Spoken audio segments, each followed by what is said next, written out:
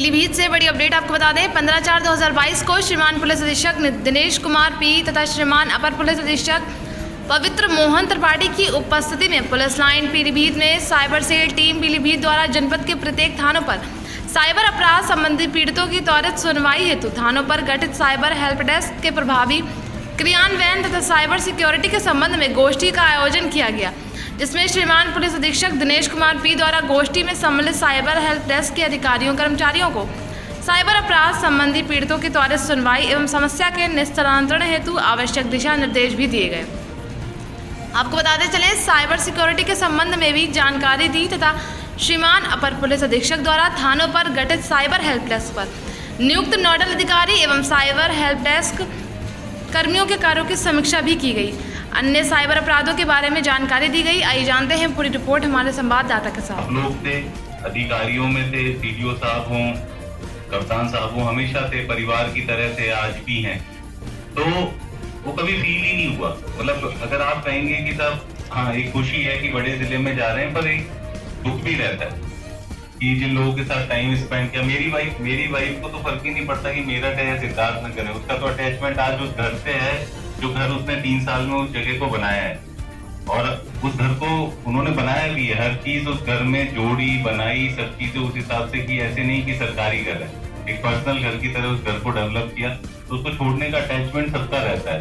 वो तो उधर भी घर ही है उनके लिए, उनको कौन सा प्रशासनिक व्यवस्था में। तो ये ड्यू था तो वो होना था, पर बहुत सारी चीजें थी। बहुत शांत जिला है, बहुत अच्छे लोग हैं। श्रावस्ती में था, कहीं इक्वली अच्छा था। अब जब लोग बोलते हैं कि भावुक, मेरा क्या है कि मैं शुरू में थोड़ा बहुत भावुक होता था, पर मेरे इतने ट्रांसफर हुए फिर लगातार जो ये बोल रहे हैं सहवाग की तरह, वो तो यहाँ आके मेरी वीवीएस लक्ष्मण की तरह बैठी हुई। नहीं तो पहले मैं सहवाग से भी बहुत तेज था। पहले मैं 2-2 दिन में भी ट्रांसफर हुआ हूँ और 2-2 महीने में भी ट्रांसफर हुआ हूँ। मैं मतलब जैसे सीडीओ साहब है तो सीडीओ साहब का सौभाग्य कि एक जिले में वो 2.25 साल रहे। मैं सीडीओ ही 5 जिले में रहा, मतलब तो मैं सीडीओ 5 जिले में रहा हूँ, एसडीएम 3 अलग अलग जिलों में रहा हूँ। तो उस टाइम पे मेरे बहुत ट्रांसफर। तो जब मेरा पहला ट्रांसफर हुआ था, जब मैं आजमगढ़ में था, मेरी first posting as SDM Azamgarh में थी, तब मैं भी भावुक हो गया था, क्योंकि सारे लेखपाल जब मेरी विदाई कर रहे थे तो लेखपाल भी काफी मतलब आंसू आने लग गए थे। तो मैं भी एज एसडीएम, तो पहली और आखिरी टाइम था जब मैं मतलब लोग इतना भावुक और आंसू। उसके बाद तो फिर मेरे लगातार ऐसे चलते रहे कि वो फेयरवेल मेरे लिए रूटीन हो गया। पर ये है कि आज वापस से मतलब इतना टाइम गुजारने के बाद जब लोग बोलते हैं तो आपको कहीं ना कहीं वो सेंटिमेंटल आप हो ही जाते हैं। लोगों से वो लगाव रहता ही है। ज्यादा समय का ये फायदा रहता है कि लोगों से बहुत ज्यादा मतलब एक प्रोफेशनल रिलेशनशिप से भी ऊपर रहता है और लोगों से वो जुड़ाव भी रहता है। तो मैं सभी का आभारी हूँ।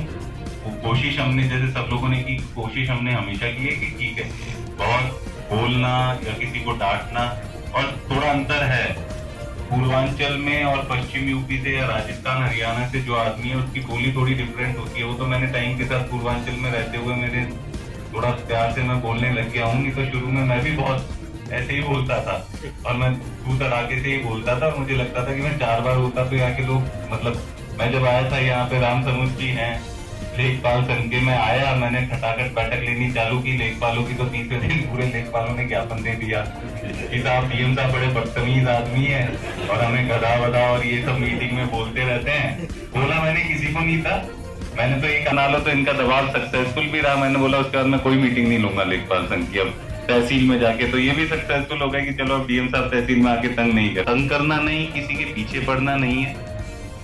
वो सिर्फ यही है कि हर तरीके के लोग हैं।